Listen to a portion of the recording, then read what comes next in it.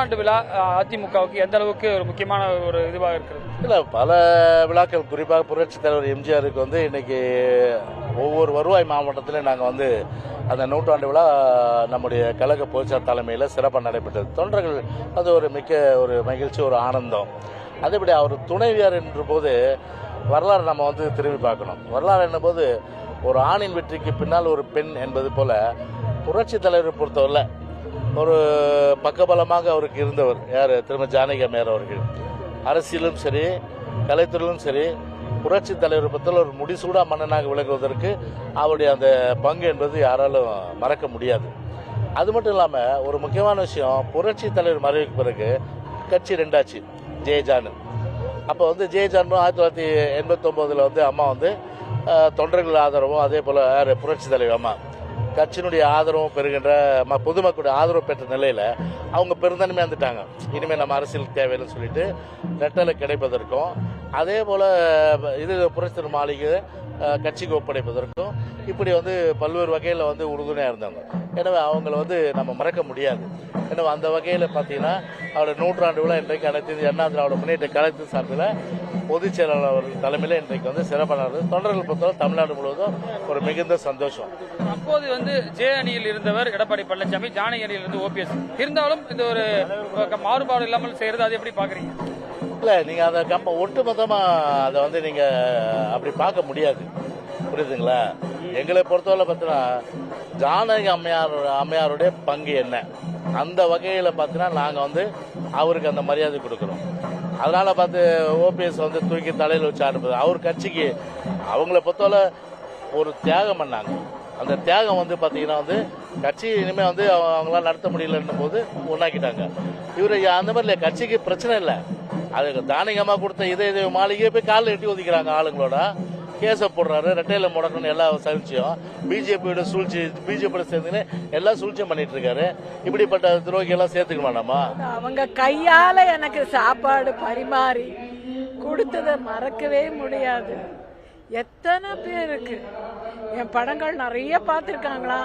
அதில் வெள்ளிக்கிழமை விரதம் அந்த பாம்பு மேலே ஊறதை பார்த்து ரொம்ப வியந்தேன்.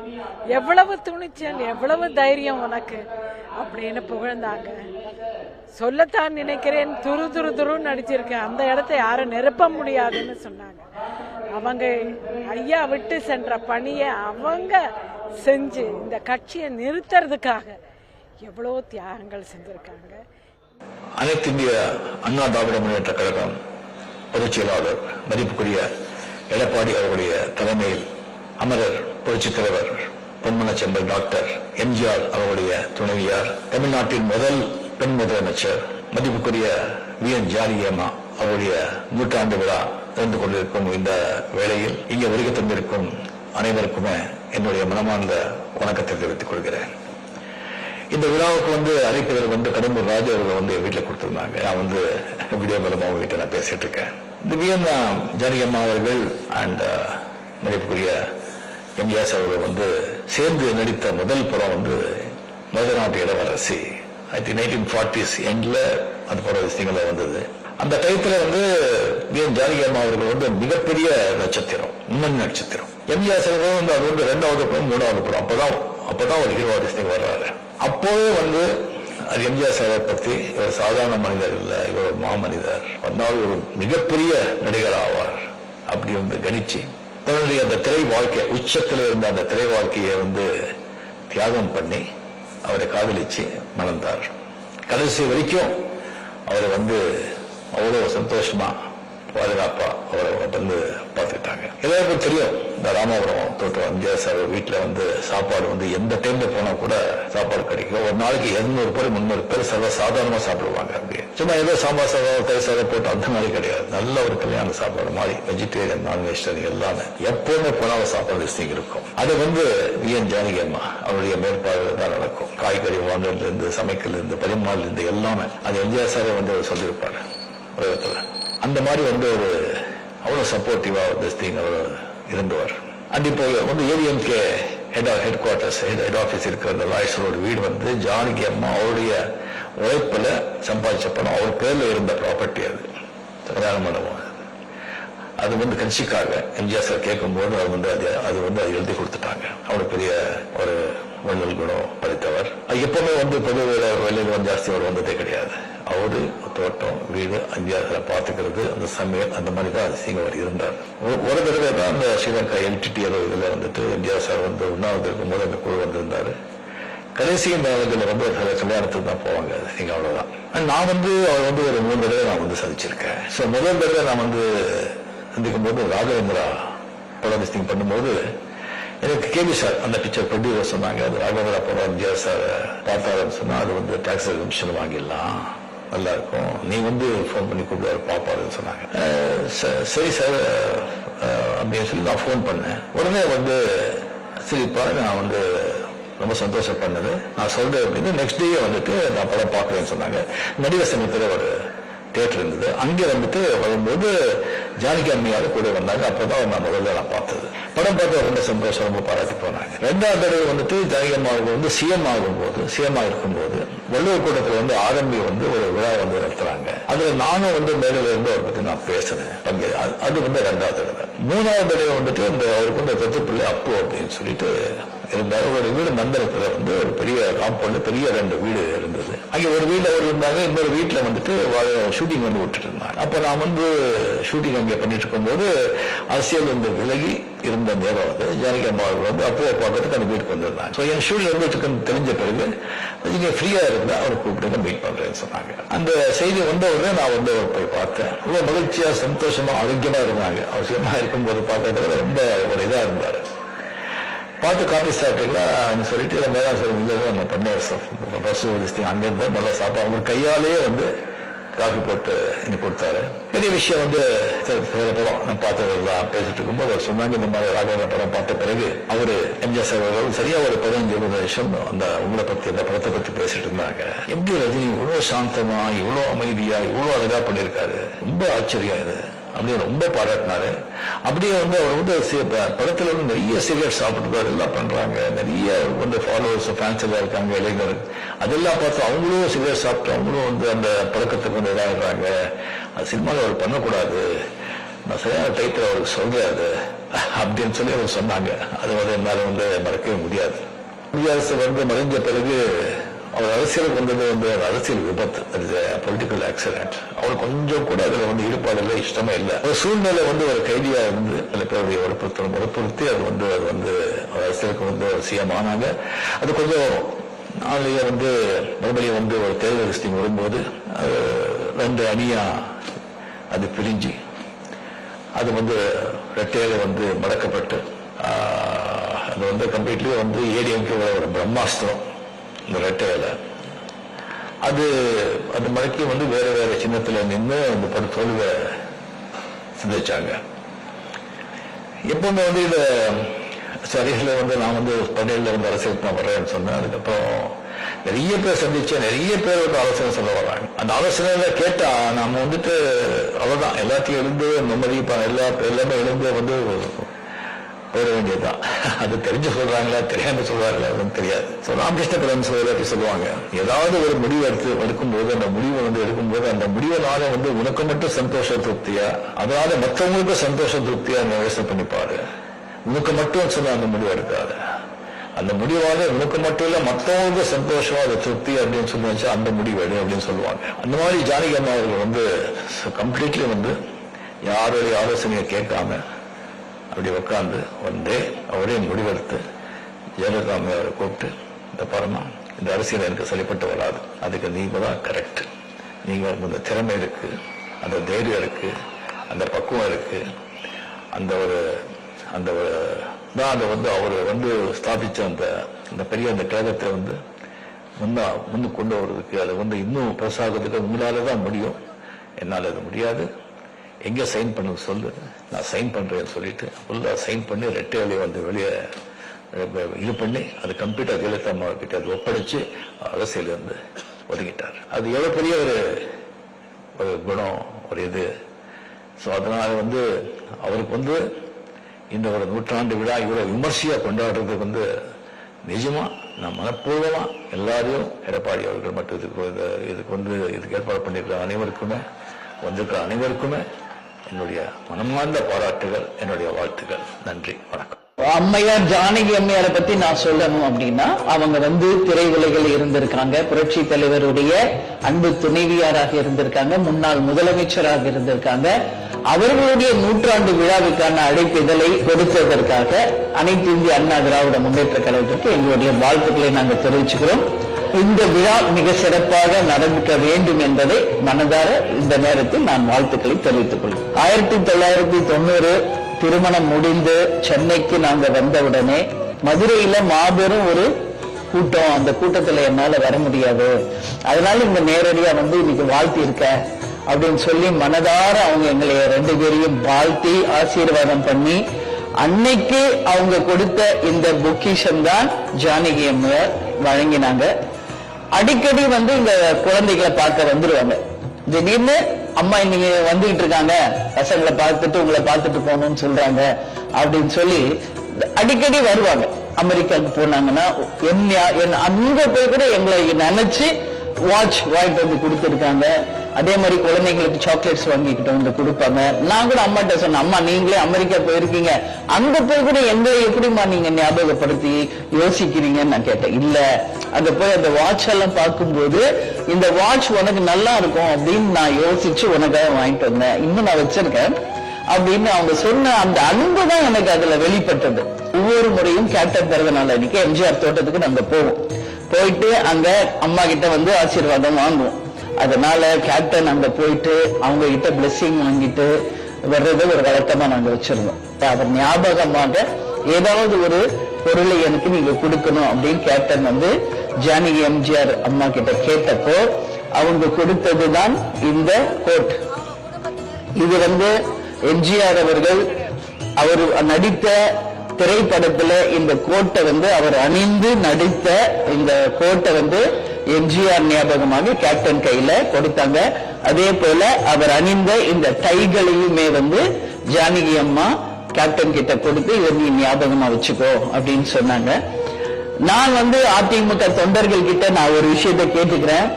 இந்த கோட் புரட்சி தலைவர் எம்ஜிஆர் எந்த திரைப்படத்துல யூஸ் பண்ணியிருக்காரு அப்படிங்கறத நீங்க எனக்கு தெரியப்படுத்தணும் அப்படின்னு ஒரு அன்பான வேண்டுகோளை நான் இந்த நேரத்துல வைக்கிறேன்.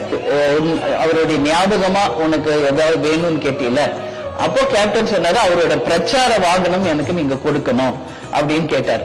தாராளமா நீ எடுத்துக்கோ, இங்க நாங்க சும்மாதான் அதை வச்சிருக்கோம் அப்படின்னு சொல்லி ஜானகி அம்மையார் அன்பு பரிசாக கேப்டனுக்கு கொடுத்த இந்த பிரச்சார வாகனம் இன்றளவும் நமது தலைமை அலுவலகத்துல பொக்கிஷம் மாதிரி இதை பார்த்துக்கிட்டு இருக்கோம்.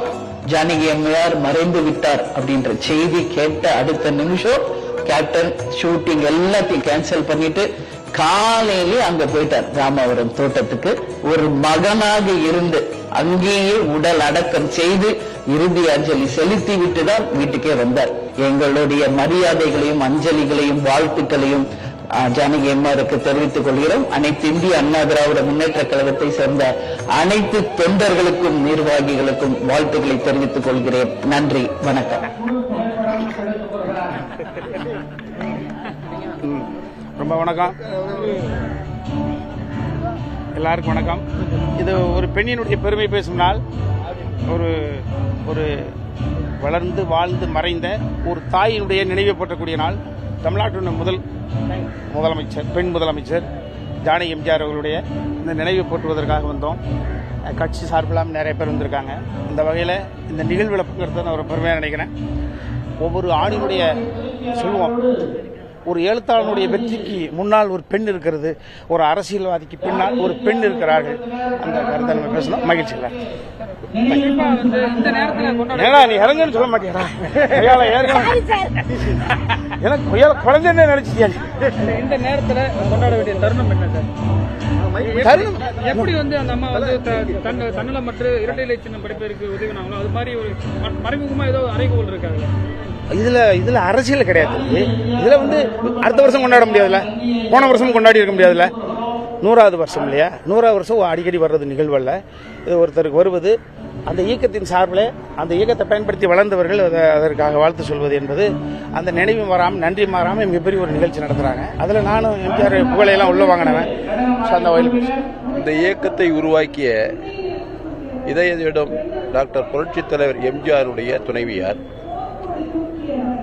இந்த இயக்கம் இவ்வளவு உயிர்ப்போடு இருப்பதற்கு மூலக்கருவே புரட்சித் தலைவர் எம்ஜிஆர். அந்த புரட்சித் தலைவர் எம்ஜிஆரை பாதுகாத்து இந்த சமூகத்திற்கு கொடுத்தவர் அன்னை ஜானகி அம்மையார். அந்த ஜானகி அம்மையாருடைய 100 ஆண்டு நிறைவுகின்ற இந்த நிகழ்ச்சியை சிறப்பாக நடத்துவது என்பது ஒவ்வொரு அனைத்திந்திய அண்ணா திராவிட முன்னேற்ற கழக தொண்டனுடைய கடமை. அதன் அடிப்படையிலே தான் எங்களுடைய கழகத்தினுடைய போற்றுதலுக்குரிய பொதுச் செயலாளர் அவர்கள் மறைந்த முன்னாள் முதலமைச்சர் இதயம் டாக்டர் புரட்சித் தலைவர் எம்ஜிஆருடைய துணைவியாருடைய 100ஆண்டு விழாவை மிக சீரோடும் சிறப்போடும் போற்றுதலுக்குரிய கழகத்தினுடைய பொதுச் செயலாளர் தலைமையிலே நடைபெற்றுக் கொண்டிருக்கிறது என்பதை தெரிவித்துக் கொள்கிறேன். நீங்க அந்த நெருக்கடியான காலகட்டத்தில் இருந்திருப்பீங்க. அப்போ எப்படி இருந்துச்சு சார் அதிமுக? அன்னைக்கு எப்படி சூழல்ல ஒரே நல்ல சின்னம் கிடைச்சது இல்லையா? அதாவது அரசியல் காலடி எடுத்து வைத்த பின்பு அந்த அரசியல் ஆசை என்பது யாரையும் விட்டு வைப்பதில்லை. அடுத்தடுத்து போராடி அந்த இலக்கை அடைவதற்குத்தான் ஒவ்வொரு அரசியல் தலைவர்களும் முயற்சி செய்வார்கள். ஆனால் ஒரு முதலமைச்சர் என்ற ஒரு உயர்ந்த பதவி தனக்கு கிடைத்தாலும் கூட அரசியல் சூழ்நிலைகள் தான் உருவாக்கிய இந்த இயக்கத்தினுடைய தோற்றுவாய் நிறுவன தலைவர் தன்னுடைய கணவர் இந்த இயக்கம் சுயநலத்தின் அடிப்படையில் அடிபட்டுவிடக்கூடாது, யாரால் இந்த இயக்கத்தை வழிநடத்த முடியுமோ அவரிடத்தில் ஒப்படைக்க வேண்டும் என்ற தொலைநோக்கு சிந்தனையோடு மறைந்த முன்னாள் முதலமைச்சர் வி.என். ஜானகி அம்மையார் அவர்கள் இந்த இயக்கத்தை வழிநடத்தக்கூடிய தலைவர் புரட்சித் தலைவி அம்மா என்று முடிவெடுத்து யார் என்ன சொன்னாலும் கேட்காமல் மனமு வந்து இந்த இயக்கத்தை ஒப்படைத்துவிட்டு முழுமையாக தன்னை விடுவித்துக் கொண்ட ஒரு மிகப்பெரிய தியாகி.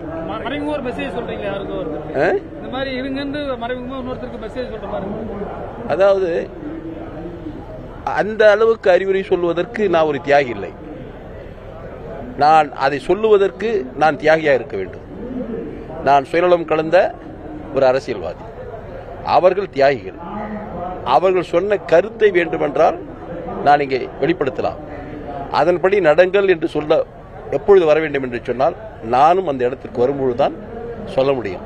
நான் இன்னும் அந்த இடத்திற்கு வரவில்லை, அவ்வளவு பக்குவப்படவில்லை என்றே நான் கருதுகிறேன். இந்த வரலாற்றை எல்லோரும் எடுத்துக்கொள்ள வேண்டும் அப்படிங்கிறத புரிஞ்சுக்கலாமா சார்? இவங்களுடைய வரலாற்றை இயற்கையாக சிந்திக்கக்கூடிய அதே நேரத்தில் நேர்மையாக நடக்க வேண்டும் என்று நினைக்கக்கூடிய ஒவ்வொருவரும் இதை ஏற்றுக்கொள்வார்கள். சார், அப்ப ஜே அணியில எடப்பாடியாரும் ஜானகி அணியில ஓபிஎஸ் இருந்தாங்க. இருந்தாலும் கூட ஆச்சரியமின்றி விழா எடுக்கிறார் எடப்பாடியார் சொல்லலாம். அதை பொறுத்தவரையில் கட்சி என்பது ஒன்றுதான். இருவருக்குமே தலைவர் புரட்சித் தலைவர் எம்ஜிஆர் தான். சரியா? அந்த இடங்களில் அன்றைய சூழலில் அன்று முன்னணியில் இருந்த தலைவர்கள் பிரிந்திருந்த நேரம். அப்பொழுது அந்த முன்னணி தலைவர்கள் இவர்கள் யாரும் இல்லை. அப்படி திரிந்திருந்த நேரத்தில் அன்று புரட்சித் தலைவி அம்மா அவர்களை தலைவராக ஏற்றுக்கொண்டவர் போற்றுதலுக்குரிய எடப்பாடியார் அவர்கள். அவர் அப்பொழுதே சரியான பாதையில் பயணித்த காரணத்தினால்தான் இன்று இந்த இயக்கத்துக்கு பொதுச் செயலாளராக வந்திருக்கிறார். ஜானகி அம்மாள் அவங்களை போல எல்லோரும் ஒன்றிணைந்து அதிமுக ஒரு முடிவெடுக்கக்கூடிய தருவாய் வருமா, இல்ல இதுவே ஒன்றிணைந்துதான் இருப்பீங்கன்னு நம்புறீங்களா? இந்த கேள்வியே எழுவதற்கு அவசியம் இல்லை. காரணம், ஒன்றிணைந்த இயக்கமாக இருந்த காரணத்தினால்தான் அன்னை ஜானகி அம்மையாருக்கு இன்று 100ஆண்டு விழா எடுத்துக் கொண்டிருக்கிறோம். அதனால் உங்களுடைய கேள்வியே தவறு. ஜானகி அவர்களுடைய இந்த 100ஆண்டு விழா இந்த தருணத்தில் எந்த அளவுக்கு தேவை இருக்கு மேடம்? இந்த தருணத்தில் ரொம்ப ரொம்ப முக்கியமான தேவையானது. ஏன்னா கழகத்துக்கு மட்டும் இல்லை, எந்த ஒரு நிறுவனமாக இருந்தாலும் எந்த குடும்பமாக இருந்தாலும் அவங்களுடைய பெரியவங்களை ஞாபகம் வச்சுக்கிறது, அதுக்கப்புறம் அவங்களுடைய முக்கியத்துவம் திரும்ப திரும்ப நம்ம நினைவுபடுத்திக்கிறது அப்படிங்கிறது ரொம்ப முக்கியம். அவங்களுடைய செயல்பாடுகள், அவங்களுடைய தியாகங்கள், அது எல்லாமே நமக்கு முன்னாடி கால் எடுத்து வைக்கிறதுக்கு ஒரு முன்னுதாரணமாக இருக்கும். ஸோ பல வகையில் இது ரொம்ப முக்கியமான. 89ல் தானாக முன் அந்த அணியில இணைத்து இன்று இரட்டை இலை சின்னம் இருப்பதற்கு காரணமாக இருந்தோ ஜானகி அம்மா. இந்த நேரத்தில் மற்றவர்களுக்கு ஏதாவது மெசேஜ் சொல்ல விரும்புறீங்களா? அவங்களுடைய செயல்களாலேயே அவங்க கழகத்து மேலே எவ்வளோ ஒரு பாசமும் எவ்வளோ ஒரு பற்று இருக்கு அப்படிங்கிறது அவங்க அன்னைக்கு அவங்கள செயல்களாலேயே அவங்க காட்டிட்டாங்க. அது எப்பவுமே நம்ம ஒரு முன்னுதாரணமா வச்சுக்கணும். திராவிட இயக்கத்துல ஒரு முதல் பெண் முதலமைச்சர் என்று வந்திருக்காங்க, அது எப்படி பாக்குறீங்க? திராவிட இயக்கம் மட்டும் இல்லைங்க, தமிழகத்துக்கு டோட்டலாவே மொத்தமாவே அதிமுக தொண்டர்கள் ஒற்றுமையோடு இருப்பதற்கு, ஒற்றுமையோடு தேர்தல் களத்தை சந்திப்பதற்கு, 2024 அதிமுக வெல்வதற்கு இது ஒரு அடித்தளமாக பார்க்கப்படுகிறது. ஜானகி அம்மாவுடைய நூற்றாண்டு விழா என்பது புரட்சித்தலைவர் எம்ஜிஆர் வாழ்ந்த காலத்தில் அவருக்கு உதவியாக இருந்தவர், பக்கபலமாக இருந்தவர், இறுதி நாட்களிலே தாயாக விளங்கியவர். அப்படிப்பட்டவருடைய தமிழகத்துடைய முதல் பெண் முதலமைச்சர் என்ற தகுதியை பெற்றவர். அவருடைய நூற்றாண்டு விழாவை கழகம் சிறப்பாக கொண்டாட வேண்டும் என்று கழக பொதுச் எடப்பாடியார் பொதுக்குழுவிலே சொன்னார். தீர்மானம் நிறைவேற்றப்பட்டது. அந்த அடிப்படையில் இன்றைக்கு அவருடைய பிறந்த நாளை, நூற்றாண்டு விழாவை கழகம் எழுச்சியோடும் பொலிவோடும் கொண்டு கொண்டிருக்கிறது. இதன் வாயிலாக தமிழ்நாட்டு மக்கள் மத்தியிலே, அரசியல் வல்லுநர் மத்தியிலும் அதிமுக மிகப்பெரிய அடித்தளத்தை வகுத்திருக்கிறது. வெற்றியினுடைய இலக்கை நோக்கி சென்று கொண்டிருப்பதற்கு ஒரு அடித்தளமான முத்தாய்ப்பான விழா தான் அன்னை ஜானகி அம்மாவுடைய நூற்றாண்டு விழா. ரஜினிகாந்த் பேசின வீடியோ நீங்க பாத்திருப்பீங்க. பார்த்தேன். அது சிறப்பு எப்படி நீங்க பாத்தீங்க? அவருடைய சிறப்பு என்னன்னு சொன்னால், புரட்சித்தலைவர் எம்ஜிஆருடைய பெருமைகளையும், அன்னை ஜானகி அம்மாவுடைய பெருமைகளையும், புரட்சி தலைவர் அம்மாவுடைய பெருமைகளையும், கழக பொதுச் எடப்பாடியுடைய பெருமைகளையும் அவர் தன்னுடைய பாணியிலே ஒரு 2-3 நிமிஷங்கள் அழகாக பேசினார். அவருடைய பேச்சிலிருந்து அவருடைய எண்ண ஓட்டம் பிரதிபலிக்கப்படுகிறது. அவர் உண்மையான நேசமிக்க இயக்கம் அதிமுக என்பதை ஒத்துக்கொள்கின்ற விதமாகத்தான் அவருடைய அந்த பேச்சு காணொலி வாயிலாக இங்கே காட்டப்பட்டது. அவருடைய சூப்பர் ஸ்டார் அளவுக்கு எங்களது நெஞ்சார்ந்த வணக்கத்தை நன்றி தெரிவித்துக் கொள்கிறோம். எங்களுடைய தலைவன் எம்ஜிஆர் மீதும், எங்களுடைய அன்னை ஜானகி அம்மா மீதும், எங்கள் தாய் புரட்சித்தலைவர் அம்மாவின் மீதும், எங்கள் கழகத்தின் மீதும், கழக பொதுச்சாளர் எடப்பாடியார் மீதும் வைத்திருக்கின்ற பாசத்திற்கு ஒரு சல்யூட், வணக்கம். அண்ணன் எம்ஜிஆருடைய துணைவியார் அன்னை ஜானகி அன்னியாரை நான் நன்கு அறிவேன். காரணம், அப்பொழுதெல்லாம் எம்ஜிஆருக்கு மிக வேண்டியவனாக நான் இருந்தேன். தோட்டத்துக்கு போகிற பொழுதெல்லாம் உணவருந்தி விட்டுதான் போகச் சொல்லுவார்கள். அண்ணன் எம்ஜிஆர் அவர்கள் உடல்நலம் குன்றி அப்போலோ மருத்துவமனையில் இருந்த பொழுது அவரை பார்ப்பதற்காக நானும் தலைவர் கலைஞர் அவர்களும் அம்பில் தர்மலிங்கம் அவர்களும் அப்போலோ மருத்துவமனைக்கு போனோம். அவரை பார்த்தவுடன் நான் அழுது விட்டேன். அப்பொழுது ஜானகி அன்னியார் சொன்னார்கள், என்னப்பா இப்படி இருக்கா அழுகிறாய்? உங்கள் அண்ணன் சட்டசபையில் நீ புலி சிங்கம் என்று வர்ணிக்கிற மாதிரி கர்ஜிப்பதாக சொன்னார்.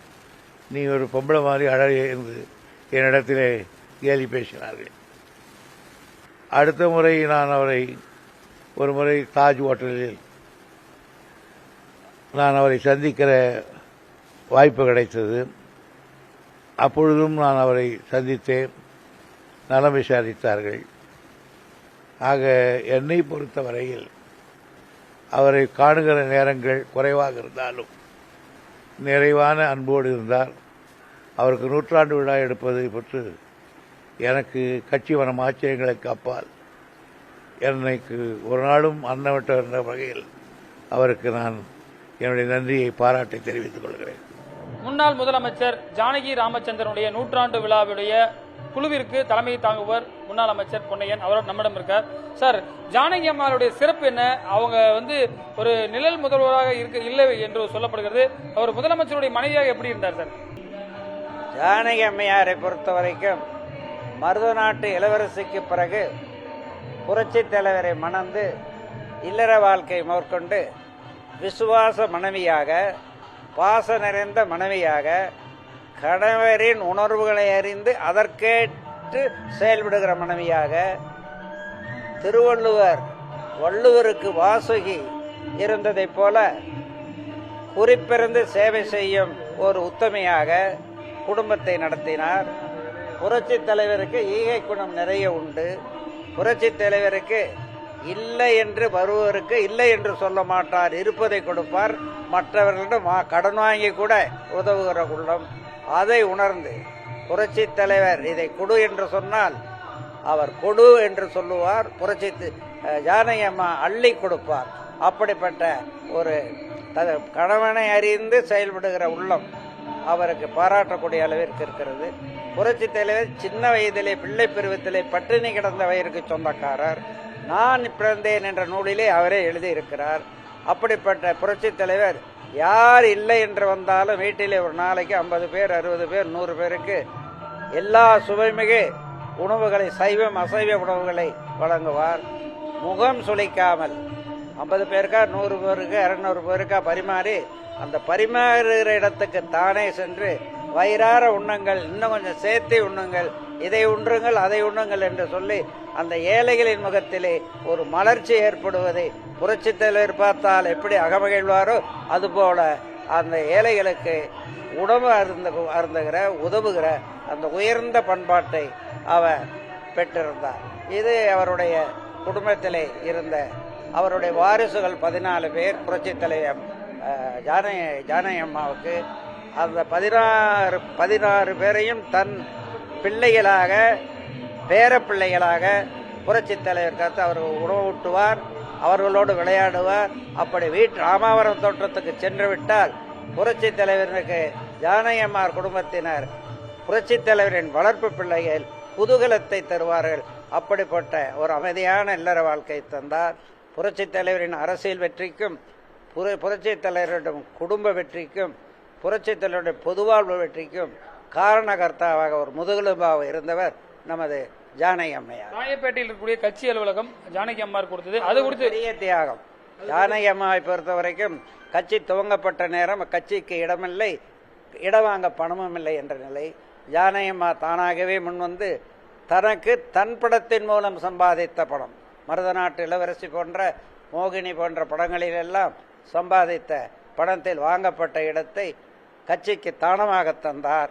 தொண்டர்கள் எல்லாம் ஆச்சரியப்படக்கூடிய அளவிற்கு, எம்ஜிஆரை புரட்சி தலைவரை ஆச்சரியப்படக்கூடிய அளவிற்கு, அப்படி புரட்சி தலைவருக்கு சமமாக சில நேரங்களில் அவரை விட அவரை விஞ்சியவராக ஈகை குணம் படைத்தார் என்பதற்கு அவருடைய கடின உழைப்பால் சம்பாதித்த அந்த நிலத்தை தற்போது எங்கள் கட்சி இருக்கிற இடத்தை, எம்ஜிஆர் மாளிகை இருக்கிற இடத்தை தானம் செய்த உத்தமி நமது அம்மா. அவருடைய சிறப்பு 1989ஆம் ஆண்டு பிப்ரவரி மாதம் 2 அணிகளும் இணைந்த போது என்ன நடந்தது? தானாக முன் வந்து ஜானகி அம்மாள் என்ன செய்தார்? இரட்டை இலை இருந்தால்தான் எம்ஜிஆர் தமிழ் மண்ணில் என்றென்று நிலைத்து நிற்பார். எம்ஜிஆர் நிலைத்து நின்றால்தான் இரட்டை இலை என்றென்றும் நிலைத்து நிற்கும். எம்ஜிஆர் என்றால் இரட்டை இலை, இரட்டை இலை என்றால் எம்ஜிஆர். அந்த நிலைப்பாட்டை கொண்டு வந்தால்தான் எம்ஜிஆரின் கனவான தமிழகத்தை ஆள வேண்டும், தமிழகத்தை அதிமுக ஆள வேண்டும், தமிழ் மொழிக்கு முக்கியத்துவம் தர வேண்டும் என்ற அந்த உணர்வோடு துவக்கப்பட்ட ஒரு அணுகுமுறை தான் அம்மாவனுடைய அணுகுமுறை. குறிப்பாக அம்மா அவர்களும் பாபநாசம் சிவன் அவருடைய சகோதரர் ராஜகோபால் ஐயர் கும்பகோணம் அவர்களுடைய பெண். புரட்சி தலைவரும் காங்கேயத்தில் பிறந்து அந்த கொங்கு மண்டலத்தின் ஒரு பகுதியை ஆண்ட மன்றாடியார் என்ற ஒரு பிரிவை சேர்ந்த பச்சை தமிழர் சங்குண்ணி மன்றாடியார் என்ற அவருடைய முப்பாட்டன் காங்கேயத்தில் பிறந்தவர். அந்த அண்ணன் தம்பிகளும் பங்கு பிரிச்ச நேரம் வளவனூர் பகுதியிலே இருந்த அந்த ஜமீனுக்கு பொறுப்பேற்று சென்ற. வளவனூர் என்பது கோவையிலிருந்து ஒரு 10 மைல் தூரம் தான். அப்படி பச்சை தமிழர்களாக தமிழகத்தை ஆளுகின்றவர்கள் தமிழுக்கு என்ன செய்தார்கள் என்று ஜானகி கேட்டுக்கொண்டே இருப்பார். தஞ்சை பல்கலைக்கழகம் தாய்மொழிக்கென தனியாக ஒரு பல்கலைக்கழகம் வேண்டும் என்ற அந்த உணர்வை வலியுறுத்தவர் ஜானகி அம்மையார். புரட்சி தலைவர் தமிழ் பல்கலைக்கழகம் என்ற தாய்மொழிக்கு ஒரு பல்கலைக்கழகத்தை கொண்டு வந்த பெருமை புரட்சி தலைவருக்கு சேரும். அதை ஆலோசனையாக வழங்கிய பெருமை ஜானகி அம்மையாருக்குத்தான் சேரும். எதனால வந்து தானா கொடுத்தாங்க சார்? அந்த எப்படி நிகழ்ந்தது? அந்த சின்னம் கிடைக்கிறதுக்கு காரணமா இருந்தாங்க? எதை மனசுல வச்சு? உள்ளம் பூரா, உள்ளம் உயிர் உணர்வுகள் பூரா எம்ஜிஆர் தான். அந்த எம்ஜிஆர் பெயர் தமிழ் மண்ணில் என்றென்று நிலைத்திருக்க வேண்டும் என்பதுதான் தீராத வேட்கை ஆசை அம்மாவுக்கு. எம்ஜிஆர் என்ற பெயர் நிலைத்திருக்க வேண்டும் என்றால், எம்ஜிஆர் என்றால் இரட்டை இலை, இரட்டை இலை என்றால் எம்ஜிஆர் என்றிருக்கிற நிலையை கொண்டு வர வேண்டும். இரட்டை இலையை கொண்டு வந்தால்தான் எம்ஜிஆருடைய புகழ் நிலைத்து நிற்கும். எம்ஜிஆர் புகழ் நிலைத்து வேண்டும் என்றால்தான் தமிழ்நாடு செழித்தால்தான் எம்ஜிஆருடைய ஆத்மா சாந்தி அடையும். எனவே எம்ஜிஆரினுடைய விருப்பப்படி அரசியல் இரட்டை இலையை கொண்டு வர நான் இரட்டை இலையை தியாகம் பண்ண என்னுடைய கட்சியை தியாகம் பண்ணி எம்ஜிஆரின் சின்னமான இரட்டை இலையை நான் ஆட்சிக்கு கொண்டு வருவேன், கட்சிக்கு வாங்கி தருவேன் என்ற கணவரின் புகழை காக்க இரட்டை இலையை கொடுத்தார். பல்வேறு விஷயங்கள் குறித்து விரிவாக நம்மிடம் பகிர்ந்திருக்க புதிய தலைமுறைக்காக ஒளிப்பதிவாளர் கிருஷ்ணமூர்த்தியுடன் ரமேஷ். எல்லோருக்கும் வணக்கம். நான் என்னோட பேர் கேஎஸ் கணேஷ். என்னோட தந்தையார் பேர் PK சபாபதி. என் தந்தையார் தலைவர்கிட்ட 28 வருடங்களாக உதவியாளராகவும் நேர்முக உதவியாளராகவும் ஒப்பனையாளராகவும் பணியாற்றி இருக்கிறார். அந்த 28 வருடங்கள் என்றது 1951 முதல் 1979 வரைக்கும் தலைவர் கூட பயணித்தவர்.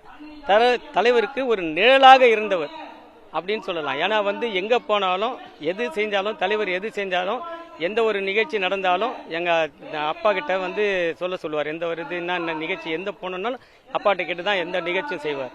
அந்தளவுக்கு ஒரு நெருக்கமான ஒரு இது. தலைவருக்கு சாப்பாடு போகிறதுலேருந்து அவர் படுக்கை அறைக்கு போகிற வரைக்கும் எல்லாமே அப்பா தான் எல்லாமே. வேறு என்ன உங்களுக்கு அது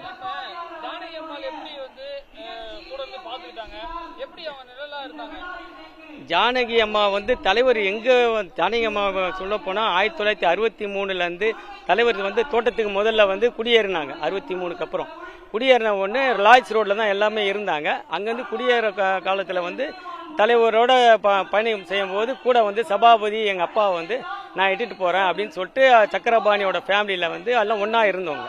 எல்லாம் ஒன்றா இருக்கும்போது எனது தந்தையாரை நான் ஜானகி அம்மாவும் தலைவரோட அறிவுறுத்தினபடி இது மாதிரி எனக்கு சபாபதி நான் என்னோட ஃபேமிலி அவர் இட்டுட்டு போகிறேன், என் ஃபேமிலியோட சேர்ந்து அவர் இட்டுக்கிறேன்னு சொல்லிட்டு அங்கே இட்டுட்டு போய் அன்னில இருந்து என் தந்தையார் தான் அந்த தோட்டத்து செல்லப்பிள்ளை என்று ஜானகி அம்மாவால் அழைக்கப்பட்டவர். அந்த கார்டனுக்கே அவர் தான் செல்லப்பிள்ளை. அதனால அப்பா கிட்ட எந்த ஒரு நிகழ்ச்சி இப்போ தலைவர் எந்த நிகழ்ச்சிக்கு போனாலும் அரசியல் ரீதியாகவும் பட ரீதியாகவும் கட்சி எந்த நிகழ்ச்சிக்கு போனாலும் தலைவர் ஜானகி அம்மா கண் இமை காப்பது போல தலைவரை காத்து வந்தார்கள் என் தந்தையார் மூலமாக. எந்த நிகழ்ச்சி போனாலும் சரி என்ன பண்ண சபாபதி இது தலைவருக்கு என்ன பண்ணியா, இது என்ன பண்ணாரு, அது என்ன பண்ணாரு. தலைவர் அந்த அம்மா வராம இருந்தாலும் தலைவரை அங்கிருந்து என் தந்தையார் மூலமா கண்காணித்து கொண்டு இருந்தார்கள். அந்த அளவுக்கு தலைவர் மேலே உள்ள பற்று கொஞ்சம் நெஞ்சம் கிடையாது. ஆனால் எல்லாருக்கும் தெரியும் ஜானகி அம்மா வீட்டில் இருக்கிறாங்கன்னு சொல்லிட்டு. ஆனால் இருக்கிற அத்தனை விஷயம் என் தந்தையார் மூலயமா எல்லாமே அவங்க எல்லாம் சேகரித்து எல்லாத்தையும் தெரிஞ்சு கொண்டு இருந்தாங்க. நீங்க பாத்துருக்கீங்களா, பேசிருக்கீங்களா? ஜானகி அம்மா வீட்டில் நான் தனியாக போய் அந்த அம்மா நானும் என் தந்தையாருடன் போயிருக்கிறேன். அதுக்கப்புறம் தனியாக நானும் எங்கள் அம்மா கூடலாம் போயிருக்கிறேன். எங்களுக்கு நாங்கள் போகிற டைம் பார்த்தீங்கன்னா அந்த பொங்கல் சீசனில் தான் மேக்ஸிமம் போகும். அந்த டைமில் போனீங்கன்னா அவர் வீட்டு மாடியில் எங்களை தனியாக கூப்பிட்டு இலை போட்டு எங்களுக்கு பொங்கல் வச்சு அந்த எங்களுக்கு கையில் எல்லாருக்கும் 10 ரூபா கொடுப்பாங்க. அதெல்லாம் மறக்க முடியாத நிகழ்ச்சி. அதே மாதிரி எங்களெல்லாம் ரொம்ப அரவணைச்சு அதே மாதிரி எங்கள் வீட்டில் ஜானகி அம்மாவோட இது ஒன்றான்னு பார்த்தீங்கன்னா எல்லாருக்கும் தெரியும். தலைவர் நிறைய உதவி பங்கு பண்ணியிருக்காங்க. ஜானகி அம்மா மறைப்பட்ட முறையில் நிறைய பேருக்கு உதவி பண்ணியிருக்காங்க. அது வெளியே தெரியாது. ஏன்னா அது அரசியல் ரீதியாக தலைவர் இருந்ததுனால அவரு அதை பற்றி தெரியும். ஜானகி அம்மாவும் எல்லாருக்கும் உதவி செய்யறதுலயும் தலைவருக்கு ஈக்குவலாக அவங்கள வீட்டுக்குள்ளேயே செஞ்சுட்டு இருந்தாங்க. ஒரு நிகழ்ச்சி சொல்ல போனால் வச்சுங்களேன், அந்த அம்மையார் எந்த ஊருக்கு போனாலும் சரி, ஒரு சேலை வாங்குறாங்களோ எந்த ஒரு நிகழ்ச்சி எது வாங்கினாலும் சரி, ஒரு கொண்டை அந்த காலத்தில் கொண்டெல்லாம் தெரியும் உங்களுக்கு போடுவாங்க. அந்த மாதிரி வாங்கும்போது சபாபதி இந்தா உன்னோட கொண்டாட்டிக்கு எடுத்துட்டு போய் கொடு அப்படின்னு சொல்லிட்டு அதுக்கு அவங்க என்ன வாங்குறாங்களோ அதே பொருள் தான் வாங்கி கொடுப்பாங்க. மாறுதான் கொஞ்சம் இவங்க அது இந்த ஸ்டேட்டஸ்லாம் பார்க்காம அது வாங்குற பொருளுக்கு ஈக்குவலாக அப்படியே வாங்கி கொடுக்குற அளவுக்கு தான் அவங்க வச்சுருந்தாங்க. ஏன்னா கூட இருந்தவர் அப்படின்ற இதுலாம் கிடையாது. என்னடா அவங்க ஏற்று தழுவலாம் எல்லாமே ஈவன் எல்லாருக்கும் ஒரே இதுவெல்லாம் பண்ணாங்க. அந்த மாதிரிலாம் செய்ய முடியாது. அதே மாதிரி அப்பாவுக்கு போதுன்னா மூஞ்சி சிவிழாக இருந்துன்னா என்ன உனக்கு என்ன கஷ்டமாக இருக்கா சொல்லிட்டு பணம் தனியாக இந்த அப்படி வச்சுக்கோ சபாதி வச்சுக்கோ அப்படின்ற அளவுக்கு அது மாதிரி ரொம்ப நாள் பயணித்தவர்கள். கொஞ்சம் நெஞ்சம் கிடையாது. 28 ஆண்டுகள் தலைவருக்கு அந்த மாதிரி என்ன ஒரு நிகழ்ச்சி இருந்தாலும் அப்பா மூலியமா அந்த அம்மா எல்லாத்தையும் கண்காணித்து கொண்டு இருக்கிறது பெரிய ஒரு இது. அந்த மாதிரி யாரும் இப்போ இந்த காலத்தில் செய்ய மாட்டாங்க. சரி எல்லாரும் வெளியே போகிறாங்க வருவாங்கன்ற கான்செப்டில் இருக்கிற டைமில் அந்த அம்மா அவ்வளோ அழகாக தலைவரை பார்த்துக்கினது தான் பெரிய ஒரு நிகழ்ச்சி. அது எம்ஜிஆருடைய மறைவுக்கு பிறகு அவங்களோட தொடர்பு எப்படி இருந்தது? அதுக்கப்புறம் நாங்கள் வீட்டுக்கு இப்போ போவோம் வருவோம், அவ்வளோதான். அதுக்கப்புறம் அவங்களும் கொஞ்சம் உடம்பு ரீதியாக அவங்க அம்மா மறைந்ததுக்கப்புறம் எல்லாமே அப்படியே விட்டு போயிடுச்சு. எல்லாமே தான் திரைப்படத்தில் முன்னணி நட்சத்திரமாக இருந்து அதிக அளவில் சம்பாதித்து அதில் வாங்கியதுதான் இன்றைய தலைமை கழகம். அந்த தலைமை கழகத்தை புரட்சித் தலைவரின் விருப்பத்திற்கேற்ப தானமாக வழங்கி கட்சியில் இன்றும் அது ஒரு பெரிய சொத்தாக இருந்து வருகிறது. அது மட்டுமல்ல, இரட்டை இலை சின்னத்தை புரட்சித் தலைவி அம்மா எந்த விதமான உரிமையும் கோரி நீதிமன்றத்தில் இருந்த வழக்குகளை எல்லாம் திரும்ப பெற்று கட்சியினுடைய நிதி, அறக்கட்டளையின் நிதி என்ற அனைத்தையும் முழுக்க புரட்சித் தலைவி அம்மா அவர்களிடம் ஒப்படைத்து இந்த கட்சி தொடர்ந்து புரட்சித் தலைவரின் எண்ணப்படி வெற்றிகரமாக நடக்க வேண்டும் என்று ஒப்படைத்தார்கள். இந்த தியாகம் அதிமுக சரித்திரத்தில் என்றைக்கும் இருக்கும். ஜானகி எம்ஜிஆர் அவர்கள் புரட்சித் தலைவரின் வெற்றிக்கு பின்புலமாக, பக்கபலமாக எல்லாவற்றிலும் அமைந்திருந்தார். அவருடைய பணிவிடை, அவருக்கான ஒத்துழைப்பு, அவர் நினைத்ததையெல்லாம் செய்வதற்கு எந்த விதமான தடையும் சொல்லாமல் புரட்சித் தலைவருக்காக தன்னை அர்ப்பணித்துக் கொண்டார். ஆகவே அவரிடத்தில் இருக்கிற சிறப்பம்சமே தன்னை புரட்சித் தலைவர் எம்ஜிஆருக்காக தன்னை அர்ப்பணித்துக் கொண்டதுதான் ஜானகி அம்மாவினுடைய முதல் தியாகம். தொடக்கம் முதல் இன்று வரை அவர் தன்னுடைய வாழ்க்கையை அவருக்காக அர்ப்பணித்தார். இந்த இயக்கத்திற்காக அர்ப்பணித்தார். இந்த இயக்கத்திற்காக தலைமை கழகத்தை கொடுத்தார். முழுக்க ஜானகி அம்மையார் என்றால் தியாகம் என்று பொருள். இந்த இயக்கம் ஒன்றுபட்டு இரட்டை இலை இன்றைக்கு பெற்று வெற்றிகரமான இயக்கமாக இயங்கி வருகிறது என்றால் அதற்கு அடிப்படை காரணம் ஜானகி எம்ஜிஆர் என்பதை யாரும் மறந்துவிடக்கூடாது. ஏழை எளிய மக்களுக்காகவும், பெண்களுக்காகவும், விவசாயிகளுக்காகவும் எல்லாமே கொடுத்த இந்த கட்சிக்கு இன்னைக்கு இவ்வளவு பெரிய முக்கிய காரணம் அந்த ஒரு பவரை விட்டு கொடுத்து இன்னும் இல்லை, இது புரட்சி தலைவி அம்மா எடுத்து நடத்தினா இன்னும் பெட்டரா இருக்கும் அப்படின்னு நினைச்சதுல இது இன்னைக்கு இவ்வளவு பெரிய தொண்டர்கள், 2 கோடி தொண்டர்கள் இருக்கிற ஒரு கட்சியா இன்னைக்கு மாறி ஆலமரம், இது அசைக்க முடியாத ஒரு மரமா அதுதான் நான் சொல்லுவேன். ஆமா,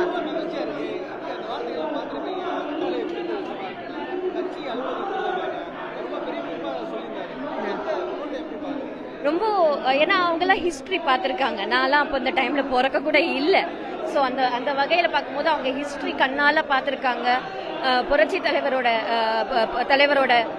என்ன சொல்றது, பாராட்டுகளும் அவர் வாங்கியிருக்காரு. அதே மாதிரி நிறைய விஷயங்கள் அவங்க கண்ணால பார்த்திருக்கிற விஷயம் இன்னைக்கு அவர் வாயால, அதுவும் மக்கள் என்ன சொல்றது, பெரிய ரசிகர் மன்றமே அவருக்கு இருக்கு. அந்த மாதிரி இருக்கும் போது இன்னைக்கு புரட்சி தலைவரோட ஹிஸ்டரி பத்தியும் ஜானகி அம்மாவை பத்தியோட ஹிஸ்டரியும் அவர் வாயால சொல்லும் போது இது ரொம்ப அற்புதமா இருக்கு. இது எல்லா இளைஞர்களுக்கும் போய் சேரும் அப்படின்றதுதான் ஒரு மிக முக்கியமான ஒரு விஷயம்.